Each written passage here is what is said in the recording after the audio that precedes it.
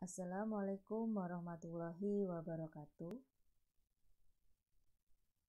Hari ini kita akan belajar terkait dengan subsistem pasca panen, yaitu pengolahan. Pokok pembahasan pada materi kali ini adalah definisi dan gambaran umum industri pengolahan, pelaku industri, pentingnya subsistem pengolahan, backward linkage, dan agroindustri. Subsistem pengolahan disebut juga dengan agroindustri. Komponen dari subsistem pengolahan adalah kegiatan ekonomi di mana di situ mengolah produk usaha budidaya ataupun produk usaha penangkapan ikan menjadi produk olahan, baik produk antara maupun produk akhir. Pengolahan atau industri pengolahan merupakan suatu operasi atau serangkaian operasi terhadap suatu bahan mentah yang diubah bentuk atau komposisinya. Jadi dikatakan di situ terdapat industri pengolahan ketika bahan mentah tersebut diolah. Diolah itu bisa hanya diubah bentuknya atau diubah bentuk dan komposisinya. Sebagai contoh, misalnya bahan mentahnya adalah hasil dari budidaya tambak udang. Di situ diubah bentuknya dari udang yang utuh menjadi udang kupas. Nah, itu sudah disebut dengan industri pengolahan.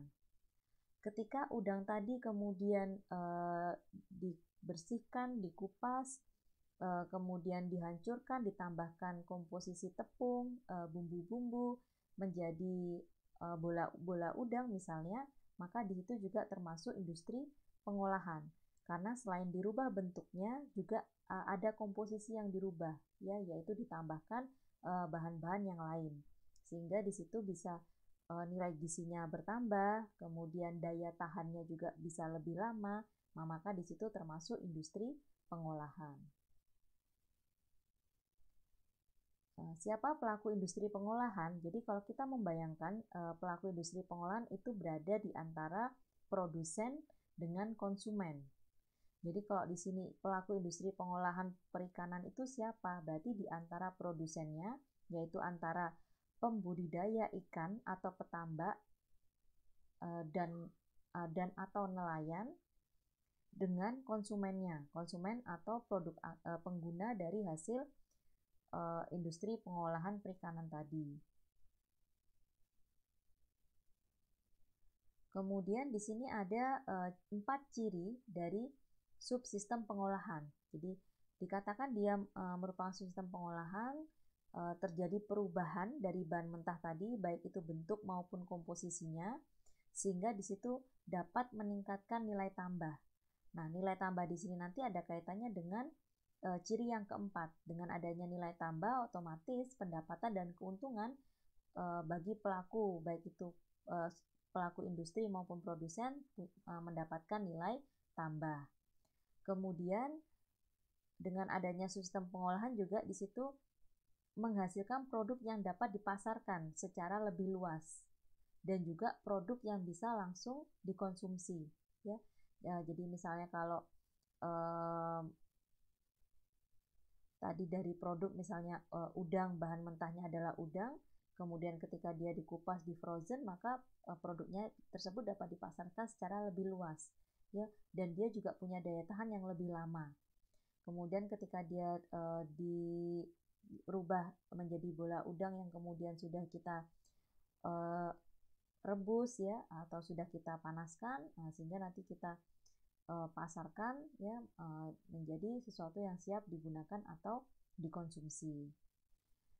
Nah, pada akhirnya ketika terjadi pengolahan tadi ada nilai tambah, maka di situ bisa meningkatkan daya saing.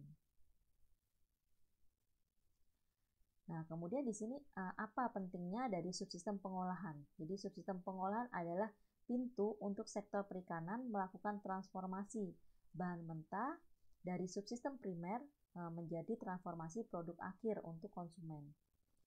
Kemudian sebagai dasar dari sektor manufaktur atau industri atau pabrik, kemudian menghasilkan komoditas ekspor yang penting. Nah, jadi sebelum diekspor itu biasanya pasti dilakukan pengolahan dulu sesuai dengan standar barang yang akan komoditas yang akan diekspor.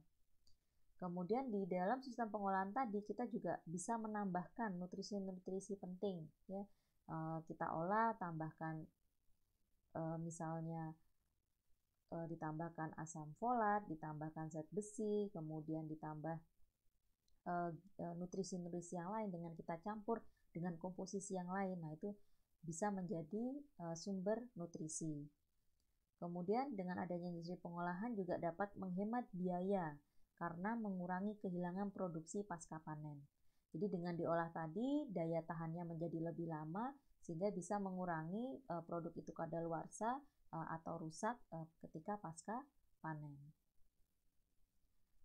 Nah, kemudian di dalam subsistem pengolahan ya atau industri tadi pasti ada istilahnya backward linkage dan forward linkage. Nah, di sini kita bahas dulu terkait dengan backward linkage dari subsistem subsistem pengolahan atau industri pengolahan produksi perikanan tadi.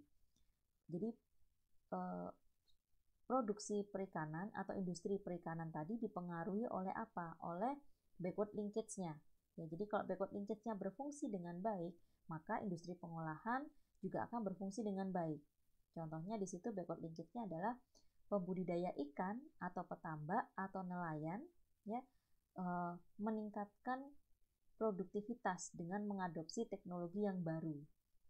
Jadi ini juga saling terhubung ketika ada industri atau ada manufaktur atau ada pabrik yang bersedia menampung hasil dari budidaya ikan atau hasil tangkapan nelayan dengan harga yang kompetitif. Nah, di situ maka produsen akan berlomba-lomba untuk meningkatkan produktivitasnya ya karena ada industri yang mau menampung hasil produksinya dengan harga yang kompetitif. Jadi produktivitas meningkat, kemudian pada akhirnya juga akan mempengaruhi jumlah produksi dan pendapatan usahanya tadi. Jadi jumlah produktivitas meningkat, meningkatkan produksi dan pendapatan. Kemudian memperluas pengembangan prasarana dan sarana. Jadi dengan adanya industri tadi tentu saja dia membutuhkan alat, membutuhkan komposisi yang lain. Nah, sehingga di situ prasarana dan alat yang dibutuhkan juga industrinya ikut berkembang. Nah, di sini ada backward linkage dan forward linkage ya. Terkait dengan backward linkage tadi adalah sesuatu yang agroindustri prapanen. Nah, sedangkan kalau yang forward linkage tadi adalah industri setelahnya. Nah, mengapa agroindustri memiliki peluang bisnis? Karena di situ ada produk primer yang kemudian diolah menjadi berbagai bentuk, berbagai komposisi, dia punya nilai tambah. Nah, disitulah agroindustri berpeluang. Oke, demikian yang bisa saya sampaikan. Terima kasih atas perhatiannya.